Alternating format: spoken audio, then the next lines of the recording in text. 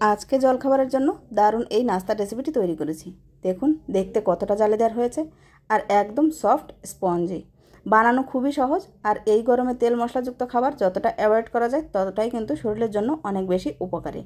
বন্ধুরা, এই রেসিপিটা ঝটপট তৈরি করা হয়ে যায় আর একেবারে খেতে কিন্তু কেকের মতোই, কেকও বলা যায়, তবে এটা কিন্তু অনেক বেশি সফট হয় আর একেবারেই জালিদার। নমস্কার, আমি নীলিমা, আপনারা দেখছেন এনপি টেস্টি ফুড।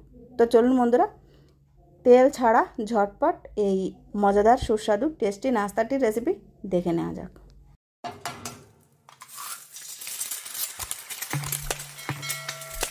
আজকে জালিদার এই নাস্তা রেসিপিটি তৈরি করার জন্য সবার প্রথমে আমি এখানে নিয়ে নিয়েছি 1 কাপ পরিমাণ সুজি। সুজিটাকে আমি একটু গুঁড়ো করে নেব, সেজন্য দিয়ে দিচ্ছি মিক্সিং জারের ভেতর। আর এটাকে একটু ব্লেন্ড করে পাউডার করে নেব। সুজিটা একটু মোটা দানার, সেজন্য এটা একটু গুঁড়ো করে নিলেই কিন্তু বেশি ভালো হবে। তো দেখুন বন্ধুরা, সুজিটাকে আমি গুঁড়ো করে নিয়েছি। এবার এই সুজিটাকে একটা মিক্সিং বাউলের ভেতর ট্রান্সফার করে নিচ্ছি। এরপর ওই সুজির ভেতরে নিয়ে নেব যে কাপ মেপে আমরা সুজি নিয়েছিলাম সেই কাপেরই 1/2 কাপ পরিমাণ চিনির গুঁড়ো। এখানে চামচ মেপে যদি দেখা হয় তাহলে 6 চামচের মতো আছে। আর ওই কাপেরই 1/2 কাপ পরিমাণ দিয়ে দিচ্ছি টক দই। এইবার এই সব উপকরণকে বেশ ভালোভাবে কিন্তু মিলিয়ে নিতে হবে।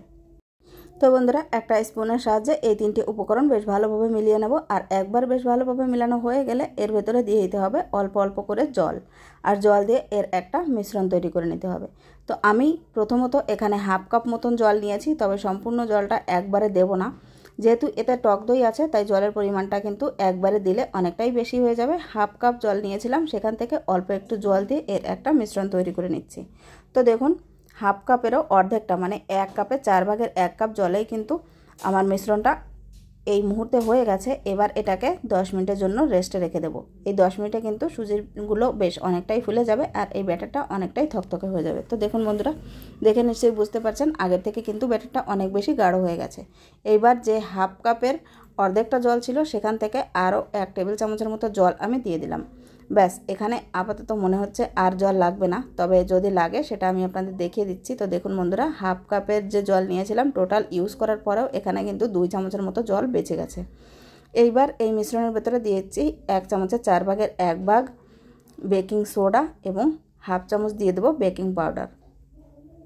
তো এখানে আমি 1 চামচের মতো বেকিং পাউডার নিয়ে নিয়েছি। আপনারা হয়তো ভাবতে পারেন যে 1 চামচ নিয়েছে, তো সেজন্য চামচ দুটো আমি একটু মেপে দেখিয়ে দিলাম। এটা কিন্তু ছোট সাইজের চামচ, সেজন্য আমি 1 চামচ ভরে নিয়েছি।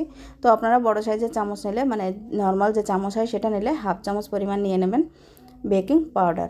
তো এইবার এই সব উপকরণ বেশ ভালোভাবে মিলিয়ে নিয়েছি আর ব্যাটারটাকে সাইড করে নিলাম। এরপর 3টে বাটি নিয়ে নিয়েছি। আমার কাছে স্টিলের বাটি নেই, মানে 3টে এক সাইজের স্টিলের বাটি নেই, সেজন্য আমি এই মেলামাইনের বাটি বা সিরামিকের বাটি যেটাই বলুন, এই বাটিগুলো আছে। তো এই বাটিগুলোতেই তৈরি করে নেব। এই বাটিগুলো প্রথমে তেল দিয়ে একটু কোট করে নিলাম যাতে করে নাস্তাটা খুব সহজেই উঠে আসে। তারপর 3 চামচ করে একটা বাটিতে ব্যাটার দিয়ে দেবো। বন্ধুরা, এই নাস্তাটি তৈরি করার সময় এই বাটির কারণেই আমি অনেক সময় পিছিয়ে পড়তাম। তো আজকে ভাবলাম দেখি এই বাটিতে ট্রাই করে দেখা যাক হয় কিনা। তো যাই হোক, এই বাটিতে আমি ট্রাই করে দেখেছি আর খুব সুন্দরভাবেই কিন্তু হয়েছে। স্টিলের বাটি না থাকলে যদি এই বাটিও থাকে তাহলে কিন্তু আপনারা খুব সহজেই তৈরি করে নিতে পারেন। এটা কিন্তু প্লাস্টিকের বাটি না, আমি বলে দিচ্ছি। এটা মানে একটু ভারী টাইপের, সিরামিক বলা হয় অনেকে, কি বলে সেটা আমি জানি না। তো যাই হোক, এই বাটিতে 3টে একটু ট্যাপ করে নিয়েছি ব্যাটার দেওয়ার পর। তারপর কড়াইতে অল্প একটু জল বসিয়ে দিয়েছিলাম গরম হওয়ার জন্য আর একটা স্ট্যান্ড বসিয়ে বাটি 3টেকে বেশ ভালোভাবে সেট করে দিয়েছি। এবার উপর থেকে ঢাকনা দিয়ে দেবো আর মাত্র 10 মিনিটের মধ্যেই কিন্তু এই নাস্তাটা হয়ে যায়।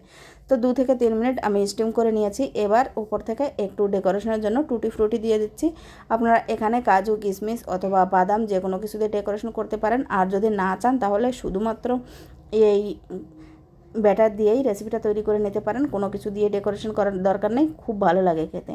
তো আবারও ঢাকা চাপা দিয়ে দিয়েছি। এবার 8 মিনিটের মতো স্টিম করে নেব। তো যদি দেখেন 8 মিনিটের মধ্যে হয়নি, টোটাল 10 মিনিটের মধ্যে হয়নি, তাহলে আরও 2-1 মিনিট একটু স্টিম করে নিতে পারেন, খুব সুন্দর কিন্তু হয়ে যাবে। এবার বাটিগুলো ঠান্ডা হয়ে যাওয়ার পর আমি নামিয়ে নিয়েছি। তো দেখুন বন্ধুরা, এইবার এই নাস্তাগুলোকে বা কেকগুলোকে ডিমোল্ড করার জন্য সাইড থেকে একটু চাকু দিয়ে চাড় দিলেই কিন্তু খুব সহজে নাস্তাগুলো উঠে আসবে।